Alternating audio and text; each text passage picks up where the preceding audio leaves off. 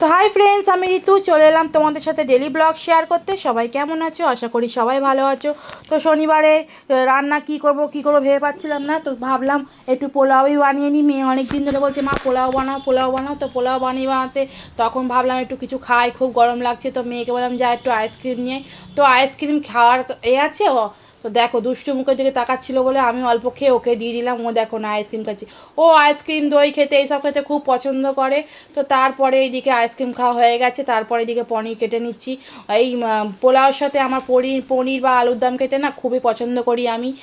তো তোমাদের কেমন লাগে অবশ্যই তোমরা জানাবে। আমার মেয়ে বললো মা আলুর দম খাচ্ছো তো পনির তো করো, আমি তো আলুর দম খেতে ভালোবাসি না। তোমার দাদাভাই আলুর দম খেতে ভালোবাসে বলে ওর জন্য আলুর দম, আর এদিকে মেয়ের জন্য পনির বানিয়ে নিচ্ছি। তো পনিরগুলোকে ভালো করে ভেজে নিচ্ছি। আর এদিকে পনিরের আলুর দমের আলু একসাথেই ভেজে নিলাম, যেহেতু ভাজতে হবে ওই জন্য। আর এইদিকে আলুর দমের মশলাগুলো কষিয়ে নিচ্ছি। তো সব কিছু মশলা দেওয়ার পর অল্প তেলেই করব, হালকা পাতলাভাবে। আর এইদিকে কি একটা কথা বলতে বলতে যাচ্ছিলাম, তো তো কি বলবো, রান্না হয়ে গেছে বা কিছু একটা বলছিলাম, তো বুঝতেই পারছি না আমি ভয়েসটা। তো তারপরেই দেখো চালটাকে একদম শুকিয়ে গেছে, হাওয়ার তলায় দিয়েছিলাম, একটু ঝরঝরে হয়ে গেছে। আর এদিকে দেখো পনিরটা বসাবো বলে পনিরগুলো সব ভাজা হয়ে গেছে, আর আলুর দমগুলো হয়েও এসে জলটা কমলে হয়ে যাবে। আর ওইদিকে পোলাওটা বসিয়ে নেব। মেয়ে ওইদিকে না আজ অনেক সকালে, যেহেতু ফুটবল খেলা হচ্ছে, বাবা উঠেছিল দেখতে, ও উঠে নিয়ে ঘুমিয়ে গেছে বলে ওকে আর ডাকলাম না। আমি বললাম আমার রান্না সারবো তারপর ওকে ডাকবো। তো তারপরে দেখো এতে ঘি দিলাম, তারপরে গরম মশলা এলাচ ফেলাচ দিলাম, আর কাজু বাদাম আর কিশমিশ কেউ পছন্দ করে না বলে ওইটা দিলাম না। আর এদিকে পনিরেরও সব কিছু ভেজে নিচ্ছি। দেখো টমেটো আর ওটা জিরে দিয়েছি, আর আদা বাটা দিয়েছি। আর এইদিকে দেখো পোলাওয়ের জল অল্প করে দিয়েছি। প্রথমবার কিন্তু আমি পোলাও বানাচ্ছি, কেমন হবে জানি না, কিন্তু যখন খেলাম তখন খুব সুন্দরই হয়েছিল। পরিমাণ মতন জল দিলে খুব ভালোই হয়। আর এইদিকে পনিরেরও এইটা কষানো হয়ে গেছে, বা জল দেবো হয়ে যাবে। তো তোমরা কে কে পনির খেতে পছন্দ করো অবশ্যই জানাবে।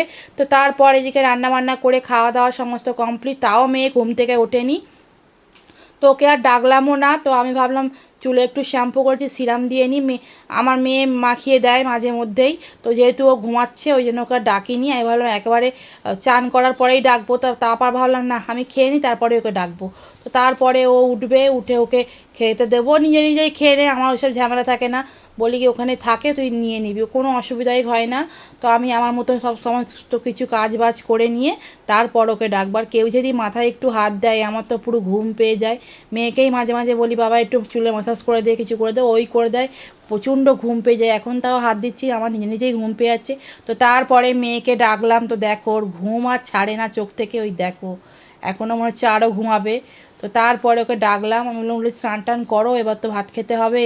বলছে ঠিক আছে, বলছে ঠান্ডা লাগছে আমার এরম করতে এখন না। তো তারপরে বিকেলবেলা মাদের বাড়ি চলে গেছিলাম, যেহেতু জামাই ষষ্ঠী ছিল। তো ওই দিন আমাদের ঘরেতে আমার মা আসেনি, মা আসবে রবিবারে।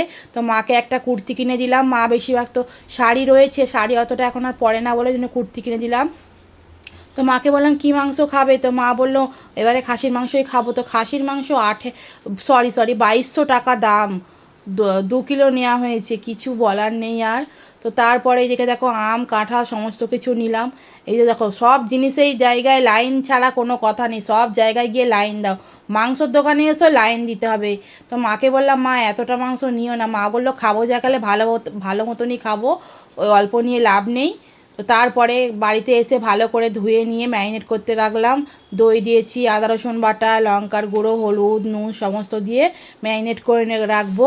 আর ম্যারিনেট করে রেখে দিলে কি হয়, তার পরের দিন খুব সুন্দর না একদম রান্নাটা খুব ভালো হয় আর টেস্টি হয়, খুব ভালো লাগে খেতে। তোমরাও আগের দিন ম্যারিনেট করে রাখবে, খুব সুন্দর হবে। আমি এরকম করেই খাসির মাংস বানাই।